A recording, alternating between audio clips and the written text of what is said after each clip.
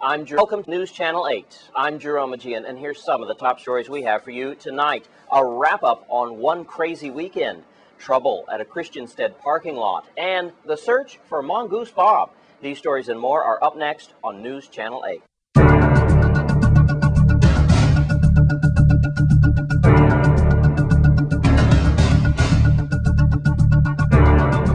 In our top story tonight, we're still trying to de-scramble all the police news from the past weekend. News Channel 8's Wes Small has more. Thanks a lot, Jerome. We're in Christiansted, right in the parking lot of Chris's Hideaway. We're going to get to that shootout and with the murder suspects in just a little bit. Let's take it back. In Smithfield at 9 p.m. on Saturday night, a 21-year-old man was walking and he was hit by gunfire. He was taken to Juan Louis Hospital. Later that night at 11:30, now you're watching file footage from Estate Paradise. That's when a 19-year-old, a 26-year-old, and a 27-year-old were all hit by gunfire after they were robbed. Or actually, it was an attempted robbery here at Paradise Mills.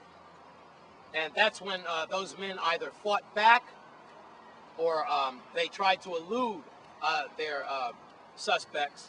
And we believe it was about 5 suspects, by the way. They tried to take their money and rob them, but 3 of them got hit. Now, of the 4 victims over the weekend that were hit by bullets, 2 of them remain in Juan Louis, and 2 of them have been released. Then let's just take it to Sunday, as this one crazy weekend continues. Ario Diaz community, a man with a gun was reported over the 911 frequency. A high-speed chase ensued. That's when a lot of you saw all the commotion on the Melvin Evans Highway around Hovenza. That's when this suspect jumped out of the car. He scaled the fence and pointed his weapon at police officer. That's when this police officer fired a shot at that suspect. We don't believe that suspect was hit. The suspect ran and eluded police. Now, finally, we could take it here to Chris's Hideaway. And this, I got to tell you, this shootout that happened earlier actually last month in January was really crazy. We have 22-year-old Shamir James, and he just came from Atlanta with 19-year-old Hillman Fauscher. Now you're seeing Hillman's picture here. Now his mom claimed that he just came to visit her because she was ill. The light is still shattered here from that shootout here at Chris's Hideaway. And then there was Jesus Brown, remember him? Just a few weeks ago, across the street in Harbor View, near 5 Corners here, he was involved with an AK-47. Now, the justice system, the judicial system, put him back on the streets for us, and now he's involved with this killing.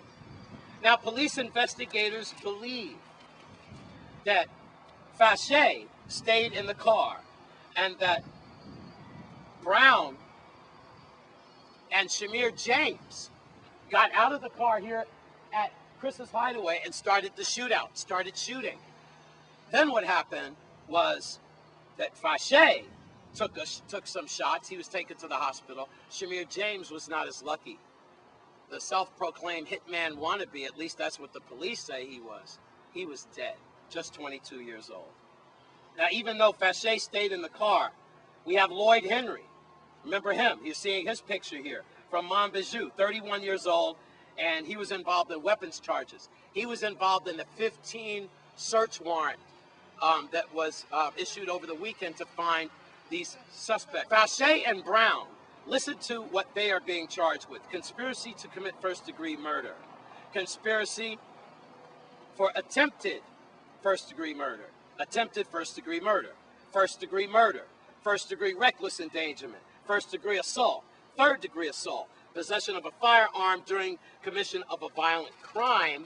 As I turn the page, possession of an assault weapon within 100 feet of a school. Folks, you don't need a calculator for this one. They are looking at a lot of time. This Chris's Hideaway situation just ended up to be a gigantic puzzle for law enforcement agencies to try to piece all this together.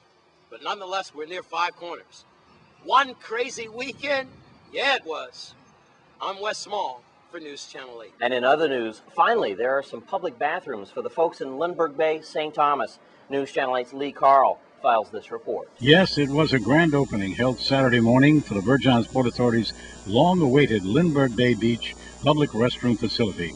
Fanfare, complete with music, dignitaries, catered lunch, and after an invocation by Wingrove Fenton and Board Chairman Casham Panton praised the efforts Senator Celestina White for his vision, badgering his agency and the legislature to get the project underway. White, whose political skills have facilitated the funding of the facility, brought his considerable performance skills to the podium, holding a black trash bag he announced was a bag of shame, filled with tissues and toilet paper, things people left on the beach after they were forced to go behind a grape tree. Today, he said, it's a bag of pride. End up picking all of this. The remark met with loud applause.